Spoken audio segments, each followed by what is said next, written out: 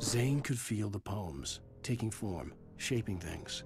As he experimented, he imagined he could almost feel the power surging through the keys of the typewriter. It exhilarated him. But there was fear, too. If not for his young assistant Emil, he would have given it up. But Emil convinced him otherwise. He too had a way with words.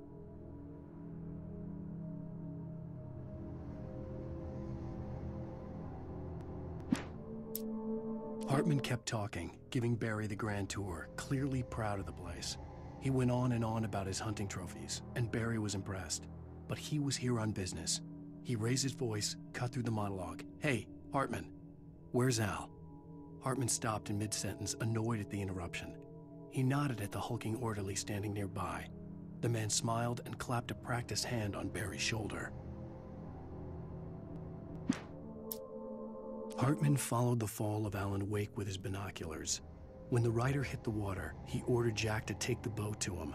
The spot was easy to see in the dark, even with all the extra lights in the boat. The flare floated and kept burning even in the water. Jack turned the radio louder as the engine sputtered. The music was rough and clanking, something the Anderson brothers would no doubt have enjoyed. But Hartman chose to ignore it. Wake was finally within his reach. Hartman knew he was no creator.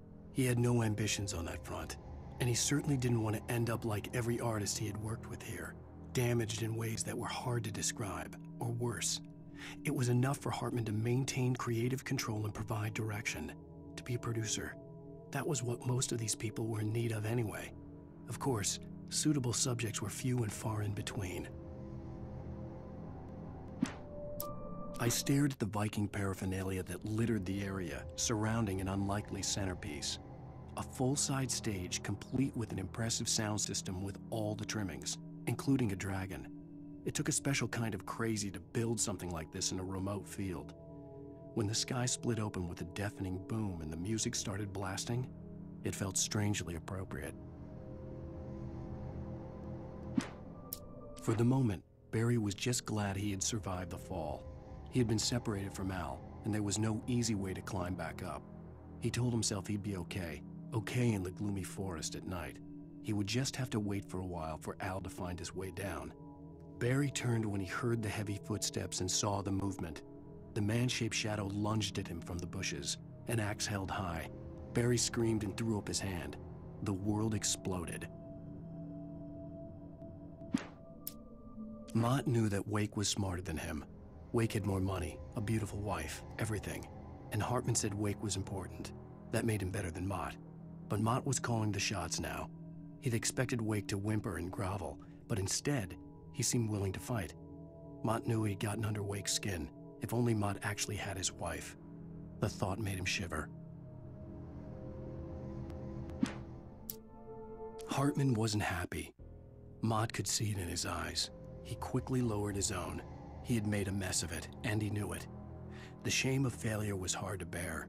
He hadn't expected Wake to say he needed more time, and he blurted out 2 days, less than Wake had asked for to show him who was in charge.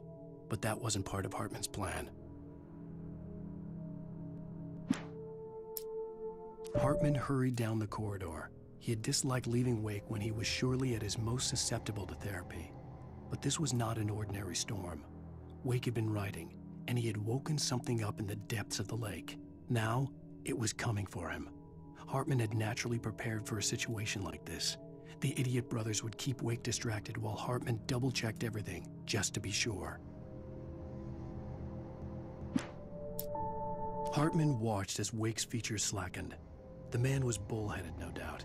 Even lying on the bed, he'd almost broken Hartman's nose the second time. But with a little time, he could break Wake down, give him proper direction. Wake was easily the most promising subject he'd had. Well, since Tom, really. "Sleep well, Alan," Hartman whispered with a smile. "Let me take care of you." He sniffed hard to clear his throbbing nose, swallowed blood, and barely tasted it. Agent Nightingale stared at the passed-out rider. The man was sleeping off one hell of a night. Nightingale felt a stab of envy at Wake's oblivion, but he had a job to do. He put the gun to Wake's head and almost became a murderer. His hand shook and his throat felt tight and dry. Biting his teeth, he tried again to pull the trigger. He lost the nerve. Wake stirred.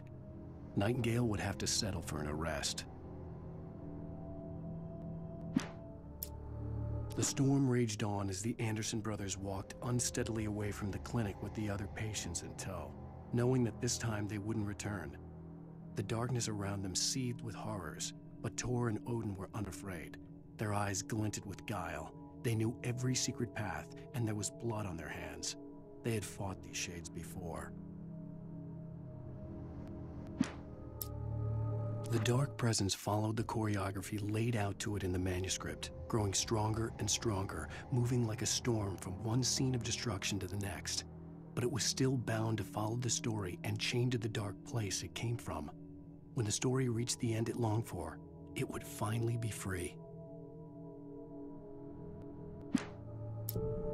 It's 1976. Madness reigns at the Anderson farm. Contrary to all logic, the headiest ingredient of their moonshine is unfiltered water from Cauldron Lake. The Andersons feel like gods. Odin can't stop laughing. He contemplates cutting his eye out. Tor runs across the field, naked, shrieking, hammer in his hand, trying to catch lightning. Their songs have power. Something ancient is stirring in the depths, coming back. Again, Alice's screams rang in the stillness of the night. I saw myself run toward the cabin, flashlight in my hand. I followed my past self. I was an out-of-body observer, a time traveler in a crazy drunken dream. This was the beginning. The night Alice had disappeared. The mystery of what had happened during the missing week was about to reveal itself. When he stopped the car at the Anderson farm, Walter felt relieved. Oblivion was close at hand. The brothers wouldn't miss a jar of moonshine or two in the booby hatch. But then he saw the man on the porch, and he knew who it was. Driving for his life and knowing it was useless, he didn't realize he was crying until he couldn't see the road for the tears.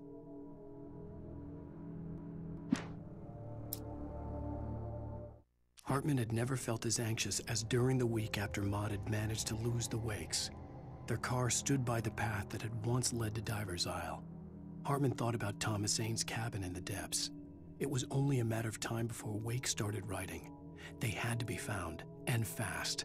The moment he heard on the police radio that Sheriff Breaker had picked up Wake, he was already in his car driving toward town.